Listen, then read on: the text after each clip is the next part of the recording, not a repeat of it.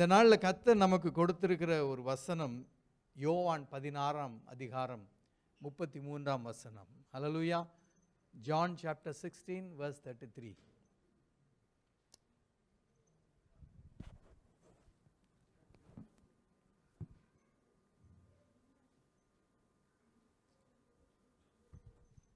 யாராவது வாசிப்பாங்கன்னு பார்த்தேன். எல்லாம் ஒயிட்.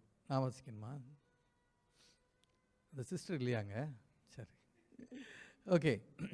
யோவான் 16:33, not 13, 33. என்னிடத்தில் உங்களுக்கு சமாதானம் உண்டாயிருக்கும் பொருட்டு இவைகளை உங்களுக்கு சொன்னேன். உலகத்தில் உங்களுக்கு உபத்திரவம் உண்டு, ஆனாலும் திடன் கொள்ளுங்கள், நான் உலகத்தை ஜெயித்தேன் என்றார். என்னிடத்தில் உங்களுக்கு சமாதானம் உண்டாயிருக்கும் பொருட்டு இவைகளை உங்களுக்கு சொன்னேன். உலகத்தில் உங்களுக்கு உபத்திரவம் உண்டு, ஆனாலும் திடன் கொள்ளுங்கள், நான் உலகத்தை ஜெயித்தேன். இந்த topic that I want to put forth, நமக்கு தலைப்புன்னு ஒன்று கொடுக்கணும் அப்படின்னா be an overcomer. Be an overcomer. ஜெயம் கொள்ளுகிறவனாய் இரு. அதை குறித்து தான் அந்த நாளை நான் தியானிக்க விரும்புகிறேன். எல்லாருக்கும் நமக்கு பிரச்சனைகள் இருக்குது, யாருக்கு தான் பிரச்சனை இல்லை? அப்போ எல்லாருக்கும் என்னதான் ஆசை? எப்படியாவது இந்த பிரச்சனையை என்ன செய்யணும், முடிச்சிடணும் அப்படின்னு பார்த்தா இன்னொரு பிரச்சனை வந்துடுது.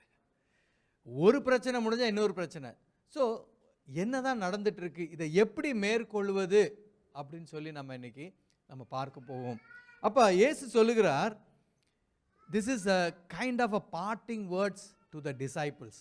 அதாவது சீஷர்களுக்கு இயேசு சிலுவைக்கு செல்வதற்கு முன்பதாக அவர் சொன்ன ஒரு கடைசி கட்ட வார்த்தைகள் என்று சொல்லலாம். ஏன்னா நீங்கள் வசனத்தில் பார்க்கும்போது என்னிடத்தில் உங்களுக்கு சமாதானம் உண்டாயிருக்கும் பொருட்டு இவைகளை உங்களுக்கு சொன்னேன் அப்படின்னு சொல்லும்போது அவர் என்ன சொன்னார் அப்படின்னா, அவர் இந்த உலகத்தை விட்டு போவதை குறித்து அங்கு பேசி கொண்டிருக்கிறார். So he was talking about that he is going to leave the world.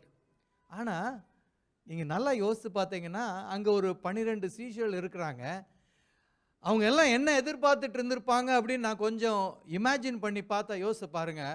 ஒருவேளை அப்படியே ஒரு கூட்டம் ஜனங்கள் கூட வந்துட்டே இருக்கிறாங்க, போகிற இடத்துலலாம் அதிசயம் அற்புதம் அப்படியே பண்ணிட்டு இருக்கிறாரு, ஹீலிங் நடந்துகிட்டே இருக்குது, ஜனங்கள்லாம் சேர்ந்து அப்படியே அவர் வரும்போது முன்னாடி குருத்தோலை இப்படிலாம் நிறைய டெக்கரேஷன் பண்ணி ஹானர் பண்ணி இவர் தாங்க மேசியா அப்படின்னு சொல்லி எல்லாரும் எதிர்பார்த்துட்டு இருக்கிறாங்க. இப்போ இவங்க 12 பேர் யாரு? அப்போ வரப்போகிற இந்த ராஜாவுக்கு மந்திரிகள் என்று சொல்லி அவங்க அப்படி தான் இமேஜின் பண்ணிட்டு இருந்தாங்க. Jesus is going to become a king. இவர் ராஜாவாக போகிறாரு, நம்மெல்லாம் யாராக போகிறோம்? மந்திரி ஆக போகிறோம். அப்படி தான் நினச்சிட்டு இருந்திருப்பாங்க. You get my point. அப்போ இப்படிலாம் அவங்க நினச்சிட்டு இருக்கும்போது இவர் திடீர்னு சொல்கிறாரு, நான் போக போகிறேன்னு மாத்திரம் சொல்லலை, உங்களுக்கு உபத்திரவம் உண்டு இப்படிலாம் சொல்கிறார். அதனால தான் the verse starts, என்னிடத்தில் உங்களுக்கு சமாதானம் உண்டாயிருக்கும் பொருட்டு. ஏன்னா திடீர்னு ஒன்று சொல்லாமல் இவர் சிலுவைக்கு போயிட்டாருன்னா அவங்க ஒட்டு மொத்தமாக அவங்களுக்கு பெரிய ஒரு குழப்பமாக இருக்கும், பயம் வந்திருக்கும், கலக்கம் வந்திருக்கும். அதான் அவர் சொல்கிறாரு, என்னிடத்தில் உங்களுக்கு சமாதானம் உண்டாயிருக்கும் பொருட்டு இவைகளை உங்களுக்கு சொன்னேன். என்ன சொல்கிறார் கடைசியாக? உங்களுக்கு உபத்திரவம் உண்டு, ஆனாலும் திடன் கொள்ளுங்கள், நான் உலகத்தை ஜெயித்தேன் என்று சொல்லுகிறார். I want to go a bit slower here. முதலாவதாக பாருங்க, we must have peace with God. நிறைய நேரம் the first thing you lose when a problem comes is what? என்ன கேக்குதா கேட்கலையா? அதுதான் first objective of the enemy is to rob your peace. அப்ப நமக்குள்ளாக ஒரு தெளிவான ஒரு அண்டர்ஸ்டாண்டிங் நமக்கு இருக்கணும். என்ன இருக்கணும்? பிரச்சனை இருக்கும். ஆண்டவர் ஒருபோதும் பிரச்சனையே இல்லாத வாழ்க்கையை உங்களுக்கு வாக்குத்தத்தம் பண்ணவே இல்லை. பிரச்சனையில் நான் உன் கூட இருப்பேன்னு தான் சொன்னார். ஹல்லேலூயா. பிரச்சனையோடு ஆண்டவர் இருப்பது பெரியதா, பிரச்சனை இல்லாமல் இருக்கிறது பெரியதா? எது நல்லது? பிரச்சனையே இல்லாமல் இருக்கிறது நல்லதா, பிரச்சனையோடு ஆண்டவர் இருக்கிறது நல்லதா? வெரி வெரி ஈஸி ஆன்சர் இல்லை? Of course that is true. ஆண்டவர் இல்லாத ஒரு வாழ்க்கையை விட ஆண்டவரோடு இருக்கிற வாழ்க்கை, ஏன்னா அவர் உங்கள் கூடயே வருவார், அவர் படகுலே இருப்பார். சில நேரம் தூங்குற மாதிரி இருக்கும், ஆனால் இஸ் ஆல்வேஸ் வித் யூ. அப்போ அவர் சொல்கிறாரு, என்னிடத்தில் உங்களுக்கு சமாதானம் உண்டாயிருக்கும் பொருட்டு இவைகளை சொன்னேன். ஒருவேளை நீங்கள் எந்த பிரச்சனையில் இங்கே உட்கார்ந்துட்டு இருக்கீங்கன்னு எனக்கு தெரியாது, பட் ஹீ நோஸ். ஆனால் எந்த பிரச்சனையில் நீங்கள் உட்கார்ந்துட்டு இருந்தாலும், what ever is your problem, உங்களுக்கு சமாதானம் உண்டாயிருக்க வேண்டும். ஏனென்றால் you must know that you are called to be a overcomer. ஆண்டவர் நம்மை ஜெயம் கொள்ளுகிறவனாய் இருக்கும்படியாகத்தான் அழைத்திருக்கிறார். அதனால தான் அவர் சொல்றார், உங்களுக்கு உபத்திரவம் உண்டு. இந்த உபத்திரவத்தின் மத்தியில் ஜெயம் கொள்ள வேண்டும் என்பதே தேவனுடைய விருப்பம். ஹல்லேலூயா. that is why he is saying, உங்களுக்கு சமாதானம். see நீ எதிர்பார்த்ததெல்லாம் வேற, ஆனால் இப்போ நடந்துட்டு இருக்கிறதெல்லாம் வேற. then don't get disturbed. ஐயோ இது என்னது, நான் ராஜாவாயிருவாரு மந்திரியா ஆக போகிறேன் நினைச்சேன். அப்படிதான் நினைச்சிட்டு இருந்திருப்பாங்க இல்லையா? ஒருவேளை நாம கூட நினைச்சிருக்கலாம், சபைக்குள்ள வந்த உடனே எனக்கு அப்படி நடக்கும் இப்படி நடக்கும் ஒருவேளை நீங்க நினைத்திருக்கலாம். You might have come with a different expectation. ஆனால் ஒருவேளை உங்க வாழ்க்கையில நடந்து கொண்டிருப்பது வேற காரியமா இருக்கலாம். But be at peace. Hallelujah. உங்களுக்கு சமாதானம் உண்டாயிருக்க வேண்டும் என்று அவர் அதான் சொன்னார். இப்படிலாம் நடக்க போகுது, ஆனால் இது எல்லாமே கர்த்தருடைய சித்தம் தான். ஹல்லேலூயா. அவர் சிலுவைக்கு செல்வது தேவனுடைய திட்டமாக இருந்தது. அப்போ அது சொல்லிட்டு அவர் சொல்கிறாரு, ஆனாலும் திடன் கொள்ளுங்கள், நான் உலகத்தை ஜெயித்தேன் என்று சொல்லுகிறார். அப்போ எப்படி இந்த உலகத்தை ஜெயிப்பது அப்படின்னா என்ன? இப்போ நம்ம கூட பேசணும், டெரிட்டரிஸ் டேக்கிங் ஓவர் சொன்னோம். ஒருவேளை நம்ம போய் இந்த சிங்கப்பூரையும் மலேசியாவும் சேர்த்து நம்ம டேக் ஓவர் பண்ணி ரூல் பண்ணுறோமா? What does it mean? இந்த உலகம் என்று சொல்லுகிறது என்ன என்று சொல்லி நாம் சரியாய் புரிந்து கொள்ள வேண்டும். அப்போ இந்த உலகத்தில் இந்த உலகத்தின் அதிபதி யார்? வசனம் என்ன சொல்லுகிறது? இந்த உலகத்தின் அதிபதி வருகிறான், அவனிடத்தில் எனக்கு ஒன்றும் இல்லை என்று சொன்னார். இந்த உலகம் பொல்லாங்கனின் கையில் விடப்பட்டிருக்கிறது என்று சொல்லி வசனம் சொல்லுகிறது. So that is the reason why we all the time have some issue or another issue. நிறைய பேருக்கு பிரச்சனை வரும்போது இந்த கிளாஸ் ரூம்லலாம் பார்த்தீங்கன்னா பக்கத்தில் ஒரு ஃபன்னுக்காக என்ன செய்வாங்க, இப்படி கையை திருப்பி இப்படி தட்டி விடுவாங்க. அவன் உடனே என்ன செய்வான், அந்த பக்கம் இருக்கவனை பார்த்து திட்டுவான். இதே மாதிரி தான் நிறைய நேரம் பிரச்சனை ஒருத்தன் கொடுக்குறான், பழி ஒரு பக்கம் பாவம் ஒரு பக்கம் சொல்லுவாங்க. அதுபோல் பிரச்சனையை கண்ட உடனே நம்ம என்ன செய்கிறோம், சோர்ந்து போய் ஆண்டவர் மேலேயே நமக்கு சமாதான குறைச்சல் வருகிறது. we are questioning God and his goodness. In fact, this is the reason, this is exactly what the enemy wants us to do. அதுதான் அங்கே ஆச்சரியமான ஒரு காரியம். பிரச்சனை அவன் கொடுக்கறதே நீங்கள் திரும்பி ஆண்டவர் மேலே கோவப்படணும், வருத்தப்படணும், சபைக்கு வரக்கூடாது, ப்ரே பண்ணக்கூடாது. this is exactly his purpose. அப்போ எப்போல்லாம் நீங்கள் பிரச்சனையை பார்த்து சோர்ந்து போய் ஆண்டவரை விட்டு விலகணும்னு நினைக்கிறீங்களோ, அப்போல்லாம் you are just exactly fulfilling the purpose for which the enemy brought about the trouble. Hallelujah. எத்தனை பேருக்கு you are with me? Are you with me? அப்போ இங்கே நாம் புரிந்து கொள்ள வேண்டிய விஷயம் என்ன முதல்ல அப்படின்னு இங்கே வசனத்தில் பார்த்தீங்கன்னா, உங்களுக்கு உபத்திரவம் உண்டு அப்படிங்கிறத நம்ம சரியாக புரிந்து கொள்ள வேண்டும். அப்போ உபத்திரவமே இல்லாமல் இருக்கும், ஃப்ரீயாக இருக்கும் அப்படி இல்லை, உபத்திரவம் இருக்கும், ஆனால் ஜெயம் உண்டு. ஹல்லேலூயா. எப்படி உங்களுக்கு ஜெயம் உண்டு என்று சொல்லி தான் நம்ம பார்க்க போகிறோம். அப்போ இன்னைக்கு பிரச்சனை இருக்குன்னு நீங்கள் யோசிக்காதீங்க, அதை குறித்து நீங்கள் கவலைப்படாதீங்க. ஏன்னா பிரச்சனையின் மத்தியில் ஜெயம் கொள்ளுவதற்காகவே ஆண்டவர் நம்ம என்ன செய்திருக்கிறார், அழைத்திருக்கிறார். So whenever the problem attacks us, நீங்கள் ஞாபகம் வைத்துக்கொள்ளுங்க, I am called to be a overcomer. ஜெயம் கொள்ளுவதற்காகவே அழைக்கப்பட்டிருக்கோம். ஒருவேளை நீங்கள் இப்படிலாம் எங்கே போட்டிருக்கு அப்படின்னு நினச்சிங்கன்னா, I want to show you. வெளிப்படுத்தலை நீங்கள் பார்த்தீங்கன்னா 2ஆம் அதிகாரத்தில் 3ஆம் அதிகாரத்தில் 7 சபைகளை குறித்து சொல்லப்பட்டிருக்கிறது. 7 சபைகளை குறித்து சொல்லப்பட்டிருக்கிறதுல எல்லா சபையிலையும் ஒரு வார்த்தையை நீங்கள் கண்டிப்பாக பார்ப்பீங்க. அது என்ன வார்த்தை அப்படின்னா, நீங்கள் எபேசு சபையை குறித்து வெளிப்படுத்தல் 2ஆம் அதிகாரம் 7ஆம் வசனத்தில் சொல்லப்பட்டிருக்கிறது. என்ன சொல்லப்பட்டிருக்கு பார்த்தீங்கன்னா, ஜெயம் கொள்ளுகிறவன் எவனோ. நம்ம அது ஃபுல்லாக போக முடியாது, நேரம் இல்லை. I just want to show you. அப்போ எபேசு சபையை குறித்து சொல்லும்போது ஜெயம் கொள்ளுகிறவன் எவனோ அப்படின்னு சொல்லுகிறார், அவனுக்கு ஜீவ விருட்சத்தின் கனியே. அடுத்தால பாருங்க, சிமுர்னா சபை 11ஆம் வசனம், 2ஆம் அதிகாரம் 11ஆம் வசனம், ஜெயம் கொள்ளுகிறவன் எவனோ. இப்படியே நம்ம பார்த்து கொண்டே போகலாம். 12ஆம் வசனத்தில் பெர்கமு சபை, அதை குறித்து சொல்லுகிறார். தியத்திரா சபை. ஒவ்வொரு சபை குறித்து நீங்கள் பார்த்தீங்கன்னா எல்லா சபைகளுக்கும் அவர் சொல்லுவார், ஜெயம் கொள்ளுகிறவன் எவனோ அவனுக்கு நான் இதை கொடுப்பேன் என்று சொல்லி he has a reward. அப்போ நான் சொல்ல வர்ற பாயிண்ட் என்னன்னா 7 சபை, that means all the churches, the entire body of the church. 7 வந்து பர்ஃபெக்ஷன். அப்போ there is no church is accepted. எல்லா சபைகளில் எல்லாருக்கும் ஒரு காரியம் எதிர்பார்க்கப்படுகிறது, ஜெயம் கொள்ளுகிறவனாய் நாம் இருக்க வேண்டும் என்று சொல்லி எதிர்பார்க்கப்படுகிறது. ஹல்லேலூயா. அப்போ ஜெயம் கொண்டுதான் ஆக வேண்டும் என்று சொல்லுகிற ஒரு நிலையில தான் நாம் இருக்கிறோம். ஆனால் இப்போ ஜெயம் எப்படி எடுப்பது? Hallelujah. How I can be victorious? இப்போ இயேசு சொல்லுகிறார், இங்கே பாருங்க 16ஆம் அதிகாரம் யோவான் 16:33 சொல்லுகிறார், திடன் கொள்ளுங்கள், நான் உலகத்தை ஜெயித்தேன் அப்படின்ட்டாரு. அப்போ என்ன சொல்ல வர்றாரு? ஹலோ, பிரச்சனை எங்களுக்கு, கரெக்டு தானே? உங்களுக்கு உபத்திரவம் உண்டுன்னு சொல்கிறாரு. சொல்லிட்டு என்ன சொல்கிறாரு? திடன் கொள்ளுங்கள், நான் உலகத்தை ஜெயித்தேன் அப்படின்னா அது எனக்கு புரியல. ஆக்சுவலி பிரச்சனை எனக்கு, ஆனால் அவர் சொல்கிறாரு அவர் உலகத்தை ஜெயித்தார். Something deeper in that. அப்படி தானே? நம்ம என்ன சொல்லணும்? பிரச்சனை உங்களுக்கு, நீங்கள் ஜெயிப்பீங்க அப்படின்னு சொன்னால் ஓகே. பிரச்சனை உனக்கு இருக்குது, ஆனால் நான் உலகத்தை ஜெயித்தேன் அப்படின்னு சொன்னாருன்னா there is something deeper in that. ஹல்லேலூயா. அப்போ இதைத்தான் இன்னைக்கு நாம் என்ன செய்ய போகிறோம்? பார்க்க போகிறோம். எப்படி இயேசு இந்த காரியத்தை சொன்னார், ஏன் எப்படி சொன்னார், அல்லது இயேசு எப்படி உலகத்தை ஜெயித்தார்? ஆக்சுவலாக அவர் வந்து நீங்கள் நல்லா யோசித்து பார்த்தீங்கன்னா he is going to the cross. அப்படி தானே? he is going to the cross. ஆனால் இவர் என்ன சொல்கிறாரு? நான் உலகத்தை ஜெயித்தேன்றார். ஆக்சுவலாக உலகத்தை ஜெயித்தேன்னு சொன்னால் இவர் என்ன ஆயிருக்கணும்? யூத ஜனங்களுக்கு, கரெக்டு தானே? You get my point? யூத ஜனங்களுக்கு ராஜாவாக ஆகி இருக்க வேண்டும். அப்படி ஆகியிருந்தா கூட நம்ம சொல்லலாம், யூத ஜனங்களுக்கு அவர் ஜெயம் கொண்டு ராஜாவாய் மாறிவிட்டார் என்று சொல்லலாம். But no, he is actually going to the cross. அப்போ how do we view this victory is so totally different from how God views our victory. நாம ஜெயம் என்று சொல்லி நினைக்கிறதற்கும் தேவன் ஜெயம் என்று சொல்லி சொல்லுகிறதற்கும் கண்டிப்பாக அதில் ஒரு வித்தியாசம் இருக்க வேண்டும். ஹல்லேலூயா.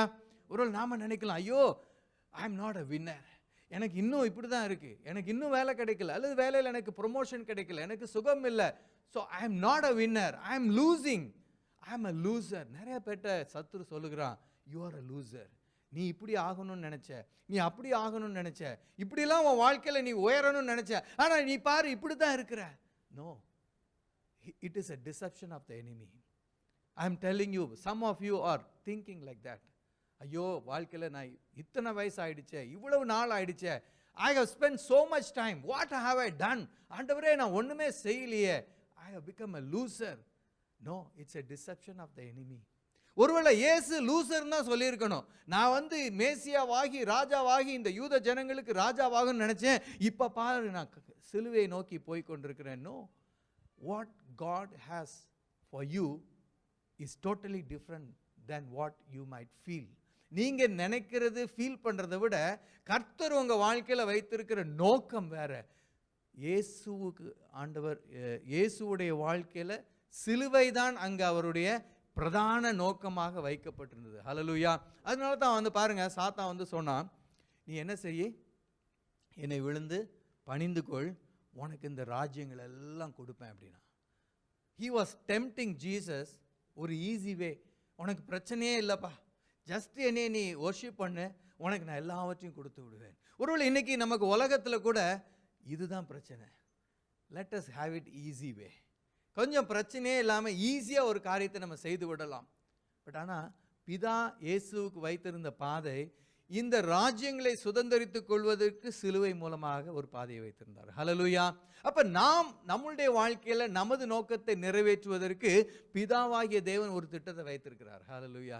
He knows where you are, he knows what you are doing, he knows what is going to happen next also. ஹல்லேலூயா. அப்ப சரி, எப்படி தான் இந்த ஜெயத்தை டிஃபைன் பண்றது? இயேசுவுக்கு சிலுவைக்கு போறதுல தான் ஜெயம் இருந்தது. ஹல்லேலூயா. That is what he was called for to do.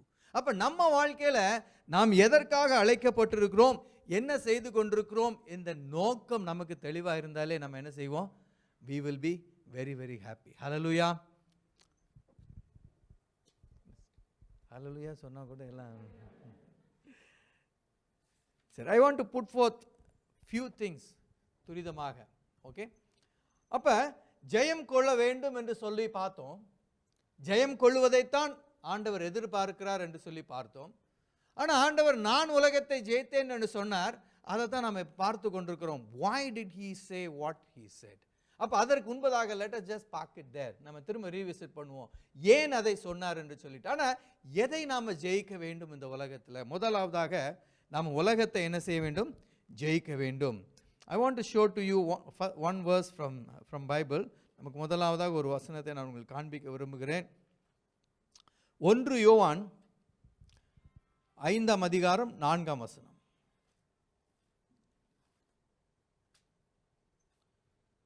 தேவனால் பிறப்பதெல்லாம் உலகத்தை ஜெயிக்கும். அப்ப உலகத்தை ஜெயிக்க வேண்டிய ஒரு நிலையில் இருக்கிறோம். அப்ப எதெல்லாம் ஜெயிக்கணும்? உலகம், மாமிசம், பிசாசு, 3 காரியங்கள் நம்ம ஜெயிக்க வேண்டும். These are the things that are always at fight with us. உலகம் நம்மளை இழுத்துக்கொண்டே இருக்கும். நமது மாமிசம் மேற்கொள்ளப்பட வேண்டும்.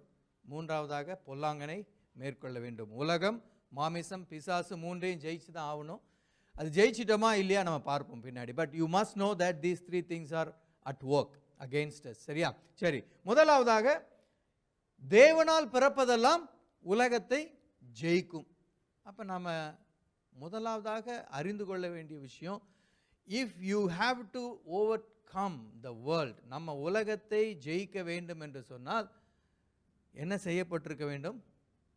தேவனால பிறந்திருக்கணும். அல்லது தேவனால பிறந்திருந்தா நம்ம என்ன செய்வோம்? உலகத்தை ஜெயிப்போம். Vice versa. அப்ப தேவனால நம்ம பிறந்திருக்கிறோமா இல்லையா? அல்லது தேவனால எப்படி பிறக்கிறது? இப்படிலாம் கஷ்டமா கேட்டா நாங்களாம் எஞ்சி போயிடுவோம். ஹல்லேலூயா. இந்த ஸ்க்ரீனை போட்டுட்டு இருந்தால் எனக்கு என்னமோ வேற எங்கேயோ இருக்கிற மாதிரி ஒரு ஃபீலிங் இருக்கு. I want to just come there, but அப்புறம் பிடிச்சி உள்ளே போட்டுருவாங்கன்னு நினைக்கிறேன். அதனால் ஐம் ஹியர். தேவனால் பிறப்பதெல்லாம் உலகத்தை ஜெயிக்கும். அப்போ நம்ம தேவனால் பிறந்திருக்கிறோமா? அப்படியா? எத்தனை பேர் தேவனால் பிறந்திருக்கிறீங்க? ஒரு 50-50, சிலது பாதி. சரி, ரொம்ப ஈஸியாக நம்ம இதை படிச்சுக்கலாம். 1 யோவான் 5ஆம் அதிகாரம் 1ஆம் வசனம். ஏன்னா வசனமே சொல்லிட்டேன்னா நான் ஒன்றும் சொல்ல வேண்டாம் இல்லையா? ஓகே. இயேசுவானவரே கிறிஸ்து என்று விசுவாசிக்கிற எவனும் தேவனால் பிறந்திருக்கிறான். ஹல்லேலூயா. ஓ, இங்கே தான் இருக்கா? இவ்வளோ சிம்பிளாக இருந்திருக்கு. ஸோ இப்போ கேட்குறேன், யாரெல்லாம் தேவனால பிறந்திருக்கிறீங்க? இன்னும் சில கை மேலே போல. ஓகே, 100% நீங்கள் இங்கே உள்ளே உட்கார்ந்துருந்தீங்கன்னா you are born of God. Hallelujah. ஏன்னா நீங்கள் தேவன் கிறிஸ்து, இயேசுவானவரே கிறிஸ்து என்று விசுவாசிக்கிறீங்க. அப்போ யோவான் 3ஆம் அதிகாரம். அப்போ எப்படி இது பிறக்கிறதுன்னெலாம் சொல்கிறீங்க, என்னது இப்படி விசுவாசிச்சா போதுமா என்று சொல்லி நீங்கள் ஒரு சந்தேகம் உங்களுக்கு வரலாம். அதனால் I want to show you some more verses. அப்போ யோவான் 3ஆம் அதிகாரத்தில் இயேசு சொல்லுகிறார், 3ஆம் வசனத்தில் சொல்லுகிறார், ஒருவன் மறுபடியும் பிறவாவிட்டால் தேவனுடைய ராஜ்யத்தை காண மாட்டான் என்று சொல்லுகிறார். நான் சின்னதாக இருக்கும்போது நாங்கள் சிஎஸ்ஐ சர்ச் போவோம். அப்போ இந்த பெந்தைகோஸ்தைக்காரங்க அப்படின்னு நாங்கள் சொல்லுவோம். அவங்க அந்நிய பாஷையெல்லாம் பேசுவாங்க. இப்போ இவங்கெல்லாம் வந்தாங்கன்னா உடனே கேட்பாங்க, தம்பி ரட்சிக்கப்பட்டிருக்கியா தம்பி அப்படிம்பாங்க. நமக்கு வருமே, இது என்னடா, நிறைய பேருக்கு இந்த அனுபவம் இருக்குன்னு நினைக்கிறேன். ஹல்லேலூயா. ஸோ born again அப்படின்னு சொல்லி இங்கிலீஷில் are you born again அப்படிம்பாங்க. இப்போல்லாம் அந்த மாதிரி யாரும் டைரெக்டாக கேட்கறது இல்லை. பட் ஆனால் அந்த காலத்தில் கேட்பாங்க. ஸோ அப்போ born again, what is born again? அப்போல்லாம் ஒரு கிளாரிட்டி நமக்கு இருக்காது. ஆனால் இயேசுவானவரே கிறிஸ்து என்று விசுவாசிக்கிற எவனும் தேவனால் பிறந்திருக்கிறான். இந்த வசனத்துக்கு வாங்க. இங்கே இயேசு சொல்லுகிறார், ஒருவன் மறுபடியும் பிறக்க வேண்டும் என்று சொல்லுகிறார். அப்போ இது எல்லாத்தையும் கடைசியில் நீங்கள் பாருங்கள், இந்த வசனத்தெல்லாம் சொல்லிட்டு ஆண்டவர் டைரெக்டாக சிம்பிளாக ஒரு ஆன்சர் சொல்லாமல் he goes on to explain. நீங்கள் பார்த்தீங்கன்னா 14ஆம் வசனம் 15ஆம் வசனம் சொல்லுகிறார், தன்னை விசுவாசிக்கிறவன் எவனோ அவன் கெட்டு போகாமல் நித்திய ஜீவனை அடையும்படிக்கு இவ்வளவாய் உலகத்தில் அன்பு கூர்ந்தார் என்று சொல்லுகிறார். இப்போ there is a link. அதுதான் 1 யோவான் 5ஆம் அதிகாரம் 1ஆம் வசனத்தில் சொல்லப்பட்டிருக்கிறது. எப்பொழுது நீங்கள் இயேசுவை விசுவாசித்தீர்களோ, எப்பொழுது இயேசு கிறிஸ்துவை விசுவாசித்து அவர் என்னுடைய சொந்த இரட்சகர் என்று ஏற்றுக்கொண்டீர்களோ, அப்பொழுது நீங்கள் ஆவியில் பிறக்கிறீங்க. ஹல்லேலூயா. இப்போ எங்கள் 1 யோவான் 5:1 சொல்லுகிற தேவனால் பிறந்திருக்கிறான் என்று சொல்லுவது தேவனால் ஆவியில் பிறந்திருக்கிற அந்த அனுபவத்தை குறிக்கிறது. ஹல்லேலூயா. என்ன நிக்கோதேமு மாதிரி பார்க்குறீங்க? அப்படி யார் நிக்கோதேமுன்னு கேட்காதீங்க. அவர் 3ஆம் அதிகாரத்தில் there is a dialogue between Jesus and Nicodemus. நிக்கோடேமஸ் வந்து யூத மார்க்கத்தில் அவர் ஒரு ரபி, பரிசேயன். அப்போ அவர் தான் வந்து கேட்குறார். அப்போ இயேசு சொல்லுகிறார், இந்த பாருப்பா, மறுபடியும் பிறக்கணும்னு சொன்னதை பார்த்து நீ வந்து ஆச்சரியப்படாத. காற்றானது தனக்கு இஷ்டமான இடத்துல வீசுகிறது, அதன் சத்தத்தை கேட்கிறாய், ஆனால் அது இன்ன இடத்திலிருந்து வருகிறது என்றும் இன்ன இடத்திற்கு போகிறது என்றும் உனக்கு தெரியாது. அப்போ ஆவியில பிறந்தவன் எவனோ அவனும் அப்படியே இருக்கிறான். அப்படின்னா என்ன சொல்றாரு? இந்த பாருப்பா, நீ விசுவாசிச்சேன்னா தேவனால் பிறந்திருக்கிறாய், உன்னுடைய ஆவியில நீ மறுபடி பிறக்கிறாய். ஆனா இதுக்கு நீ வந்து எவிடன்ஸ் தேடாத அப்படின்றாரு. ஹல்லேலூயா. நிறைய நேரம் we are looking for evidence. ஆனா இங்க இயேசு என்ன சொல்றாரு? இந்த பாரு, காத்து வருது போகுது, தெரியுதா இல்லையா? தெரியுது. ஆனா பார்க்க முடியுமா? பார்க்க முடியாது. அதே தான், நீ இயேசுவை விசுவாசிச்சேன்னா தேவனால பிறந்திருக்கியா? ஆமா, நீ பிறந்திருக்க. ஆனா நீ வந்து எவிடன்ஸ் தேடாத, கண்ணுல பார்க்க முடியாது. But it is happening. The moment that you accept Jesus as your savior, you are born again. Hallelujah. இதுல எந்த சந்தேகம் வேண்டாம். சில நேரத்தில் சிலர் ஒவ்வொரு தடவையும் ஆல்டர் கால் கொடுக்கும்போது போவாங்க. நானும் போயிருக்கேன். இப்படி கொஞ்சம் என்ன சிரிக்கிறீங்க நீங்க? இப்படி சிரிப்பீங்கன்னு தெரிஞ்சால் சொல்லியிருக்க மாட்டேனா? ஆக்சுவலாக ஏன்னா இட் இஸ் ட்ரூ. அந்த அந்த அந்த when you are a new Christian, அப்போ அவர் வந்து யாரெல்லாம் இயேசுவை ஏற்றுக்கொள்கிறீங்க வாங்கன்னு சொல்லும்போது பார்த்துட்டு, சரி நம்ம மரியாதையாக கை தூக்கிறோம்னு சொல்லிட்டு we again raise a hand because you are not sure. ஆனால் நான் ஒன்று சொல்கிறேன், இன்னைக்கு நான் சொல்கிறேன் உங்களுக்கு, the one time when you very first time when you accept Jesus, you are already born again. Hallelujah. இதில் உங்களுக்கு சந்தேகமே தேவையில்லை. ஏன்னா இதனுடைய பேசிஸே என்னென்னா, நீங்கள் இயேசுவானவரே கிறிஸ்து என்று விசுவாசிக்கிறீங்க, அதனால தான் பிறந்திருக்கிறீங்க. when you doubt, there is no faith. ஹல்லேலூயா. அப்போ இதில் எந்த சந்தேகம் வேண்டாம். நீங்கள் என்னைக்கு ஆண்டவரே நான் உங்களை ஏற்றுக்கொள்கிறேன், என்னுடைய பாவங்கள் உடைய இரத்தத்தினாலே கழுவப்பட்டது என்று சொல்லி, when you have a relationship with Jesus, your spirit is born again. ஹல்லேலூயா. அப்போ தேவனால் பிறப்பது எல்லாம் உலகத்தை ஜெயிக்குன்னா, இப்போ நீங்கள் தேவனால பிறந்திருக்கிறீங்க. ஹல்லேலூயா. என்ன சந்தோஷமே இல்லை உங்களுக்கு? உண்மையாவா அப்படின்னு நீங்கள் பார்க்குற மாதிரி இருக்கு. It's all by verse. நீங்கள் வீட்டுக்கு போய் you meditate, holy spirit will make it very very clear to you. அப்போ காற்றானது எப்படி வீசுகிறதோ அப்படி தான் ஆவியில் பிறந்தவனும். நீ பார்க்க முடியாதுப்பா, ஆனால் நீ என்னை விசுவாசிச்சேன்னா நீ என்ன செய்கிற? மறுபடி பிறக்கிற. அதான் ஃபர்தர் டவுன் அவர் சொல்கிறார் பாருங்க, நீ இஸ்ரவேலில் போதகனாய் இருந்தும் இவைகளை நீ அறியவில்லையா என்று சொல்லிட்டு அவர் சொல்கிறாரு. கடைசியில் 15ஆம் வசனத்தில் சொல்ல, தன்னை விசுவாசிக்கிறவன் எவனோ அவன் கெட்டு போகாமல் நித்திய ஜீவனை அடையும்படிக்கு. அப்போ முதலாவதாக உலகத்தை ஜெயிக்க வேண்டும் என்று சொன்னால் நீங்கள் தேவனால் என்ன செய்யணும்? பிறந்திருக்கணும். அப்போ தேவனால் பிறப்பதெல்லாம் உலகத்தை ஜெயிக்கும். அப்போ முதல்ல அதை நம்ம ஆணித்தரமாக இன்னைக்கு நீங்கள் உணர வேண்டும், விசுவாசிக்க வேண்டும். I am born of God. I have the Spirit of God inside of me. So I am called to be an overcomer. எவ்வளோ பிரச்சனை வந்தாலும் I will be an overcomer. ஏன்னா God is not a loser. Hallelujah. God is a winner all the time. All the time. சரி, ரெண்டாவது 1 யோவான் 4ஆம் அதிகாரம் 4ஆம் வசனம். 1 யோவான் 4ஆம் அதிகாரம் 4ஆம் வசனம். பிள்ளைகளே, நீங்கள் தேவனால் உண்டாயிருந்து அவர்களை ஜெயித்தீர்கள். ஏனெனில் உலகத்தில் இருக்கிறவனிடம் உங்களில் இருக்கிறவர் பெரியவர். ரெண்டாவதா பாருங்க, இங்கே சொல்லப்பட்டிருக்கிறது, நீங்கள் தேவனால் உண்டாயிருந்து அவர்களை ஜெயித்தீர்கள், ஏனெனில் உலகத்தில் இருக்கிறவனிலும் உங்களில் இருக்கிறவர் பெரியவர். நம்ம எப்பெல்லாம் சோர்ந்து போகிறோமோ அல்லது எப்பெல்லாம் நமக்கு பிரச்சனை வருகிறதோ, நான் முதல்ல சொன்ன சமாதானம் முதலாவதாக குறைவுபடுகிறது. ரெண்டாவதாக நடக்கிற காரியம் இஸ் காட் வித் மீ. தேவன் என்னோடு தான் இருக்கிறாரா அப்படிங்கிறது அடுத்த கேள்வி. கரெக்டா இல்லையா? How many of you feel that way? அப்ப கிதியோன்ட்ட ஆண்டவர் பேசுகிறார், தரிசனமாக பேசுகிறார். பழைய ஏற்பாட்டில் நம்ம நியாயாதிபதிகள் புஸ்தகத்தில் 6ஆம் அதிகாரத்தில் கிதியோனை குறித்து சொல்லப்பட்டிருக்கிறது. அப்போ கிதியோன்ட்ட அவர் சொல்லுகிறார், ஏன்னா அவங்க இஸ்ரவேலர் மீதியானியரால் அதிகமாய் அவர்கள் நெருக்கப்பட்டாங்க, உபத்திரவம், பிரச்சனை. அப்போ அவர்களை விடுவிக்கும்படியாக தேவனே அங்கே தரிசனமாகிறார், தூதன் அங்கே தரிசனமாகி அவனோடு பேசுகிறார். அப்போ அவங்க சமாதானம் அதெல்லாம் சொல்லி கிரீட்டிங்லாம் சொல்லி, அப்போ அவன் சொல்கிறான், தேவன் எங்களோடு இருந்தா எங்களுக்கு ஏன் இந்த பிரச்சனை? Why we are having so much of a problem if God is with us? This is what is our question all the time. பாருங்க 12ஆம் வசனம் 6ஆம் அதிகாரம் 12 நியாயாதிபதிகள். அவன் சொல்ற, கர்த்தருடைய தூதனானவர் தரிசனமாகி பராக்கிரமசாலியே கர்த்தர் உன்னோடே இருக்கிறார் என்றார். நான் முதல்ல பராக்கிரமசாலின்னு சொன்னதை அப்ஜெக்ட் பண்ணியிருப்பேன்.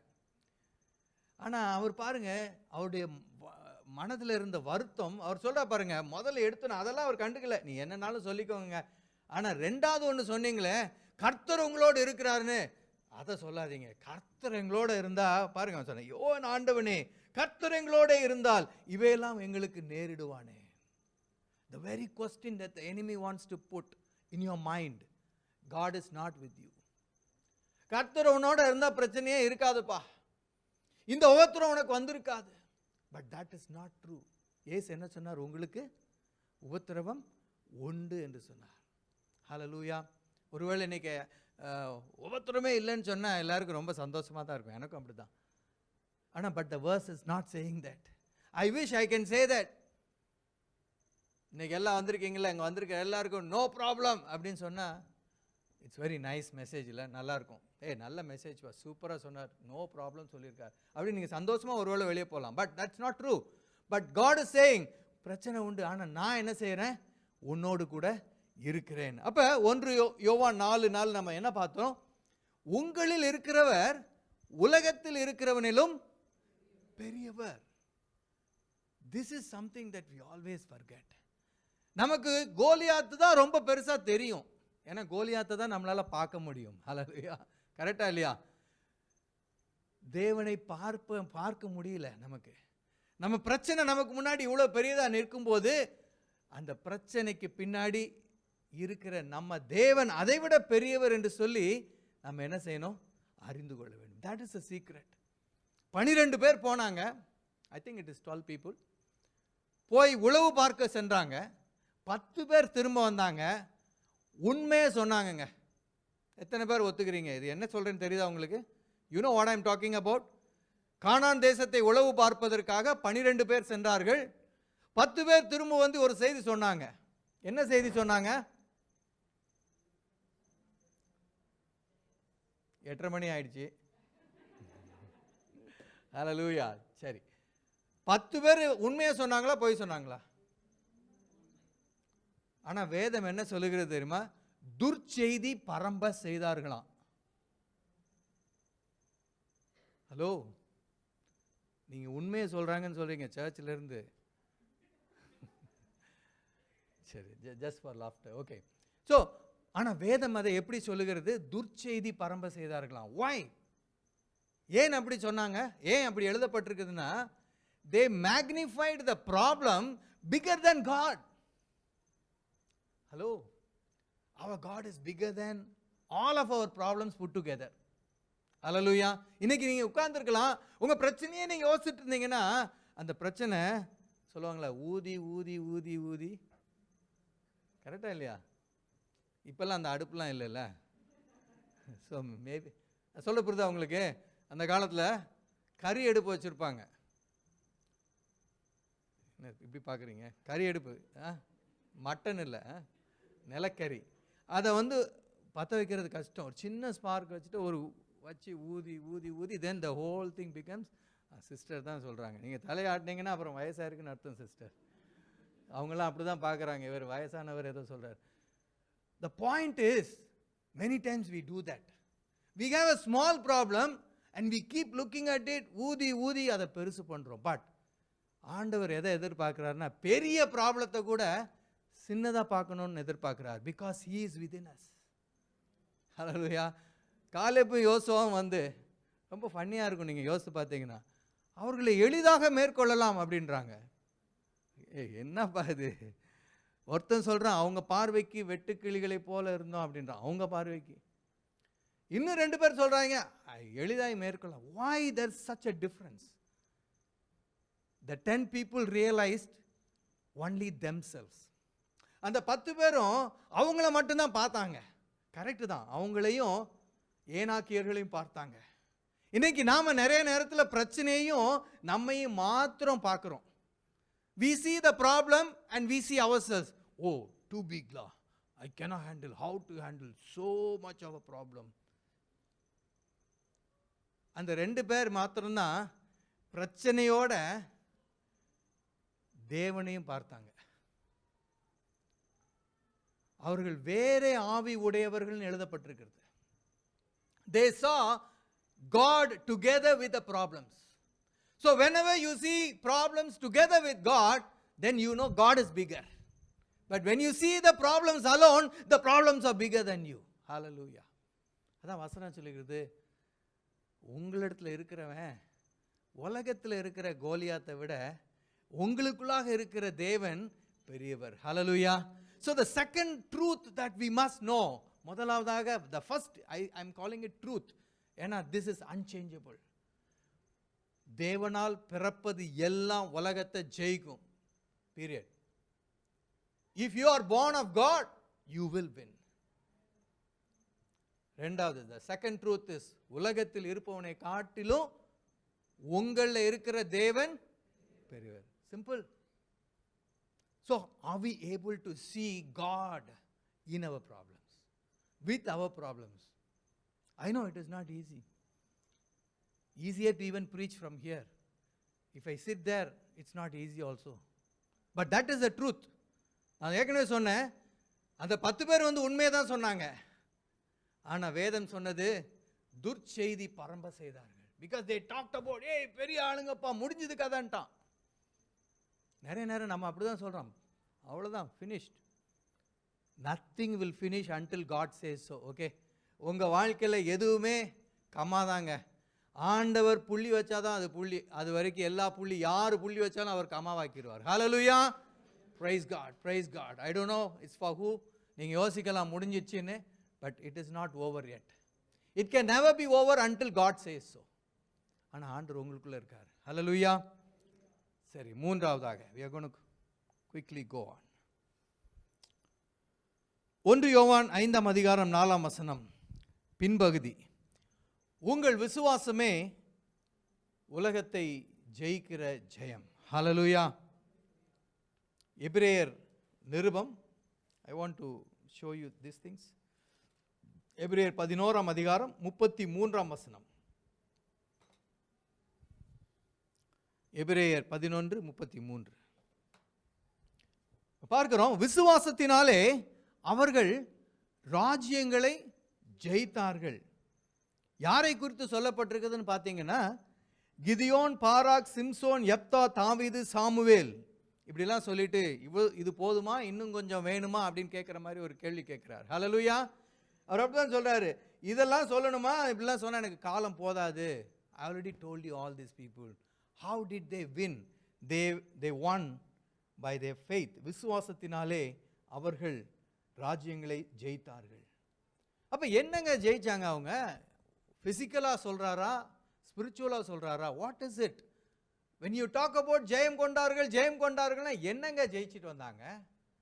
fulfilling the God's purpose is the victory. hallelujah. ஆண்டவருடைய நோக்கம் உங்கள் வாழ்க்கையில் நிறைவேறிடுச்சுன்னா நீங்கள் ஜெயிச்சிட்டீங்க.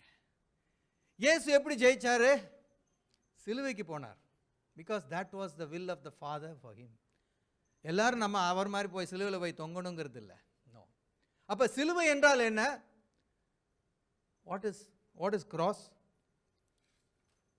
இங்கே பார்த்தீங்கன்னா வசனம், let's turn to this verse actually. Mattheyu 10:24. மத்தேயு 10:24.